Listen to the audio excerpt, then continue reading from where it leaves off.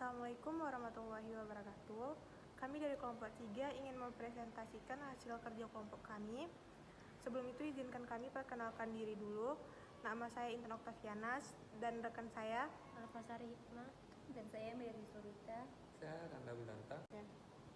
Pengertian perusahaan. Secara umum, perusahaan didefinisikan sebagai suatu tempat di mana para pekerja bekerja untuk tempat di mana terjadinya produksi sebuah barang ataupun jasa.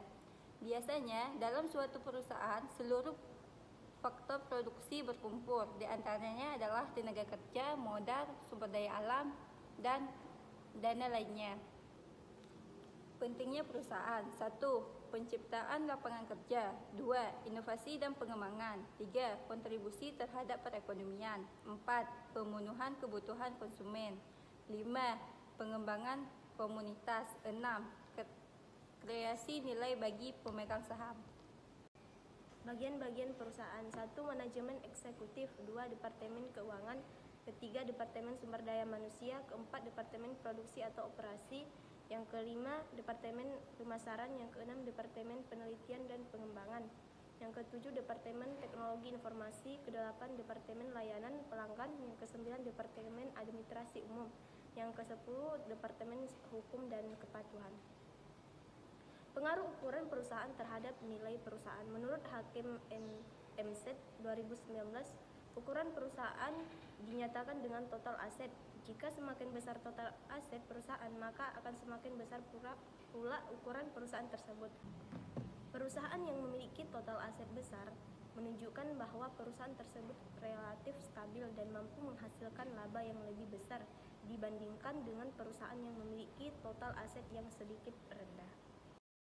Selanjutnya ada pengaruh ukuran perusahaan tersebut ekspektasi investor, yang dimana ukuran perusahaan menunjukkan besar kecilnya suatu perusahaan yang dapat dinilai dari total aset yang dimiliki. Perusahaan yang besar akan cenderung memiliki keluasan dalam melakukan ekspansi karena didukung oleh aset yang besar. Pengaruh profitabilitas terhadap ekspektasi investor. Tingkat profitabilitas diukur dengan ROA. Penggunaan ROA didasarkan dapat mengukur efektivitas perusahaan dalam menghasilkan laba bersih dengan memanfaatkan aset yang dimiliki untuk menghasilkan laba tersebut. Yang terakhir ada pengaruh kebijakan struktur modal terhadap ekspektasi investor. Hasil pengujian secara parsial menunjukkan bahwa kebijakan struktur modal tidak berpengaruh terhadap ekspektasi investor. Kebijakan struktur modal menunjukkan bagaimana manajemen menentukan sumber dan bagi perusahaan. Kebijakan struktur modal yang diambil manajemen akan mempertimbangkan cost of fund-nya sehingga akan mempengaruhi resiko dan rektum perusahaan di masa yang akan datang. Selanjutnya yang terakhir ada kesimpulan. Pentingnya perusahaan dapat disimpulkan dari berbagai perspektif, termasuk ekonomi, sosial, dan lingkungan. Secara ekonomi, perusahaan berperan dalam menciptakan lapangan kerja, meningkatkan pertumbuhan ekonomi, dan menyediakan produk dan layanan yang dibutuhkan oleh masyarakat. Secara sosial, perusahaan dapat menjadi Perusahaan dapat menjadi agen perubahan positif melalui kegiatan amal, program tanggung jawab sosial, dan dukungan terhadap komunitas lokal.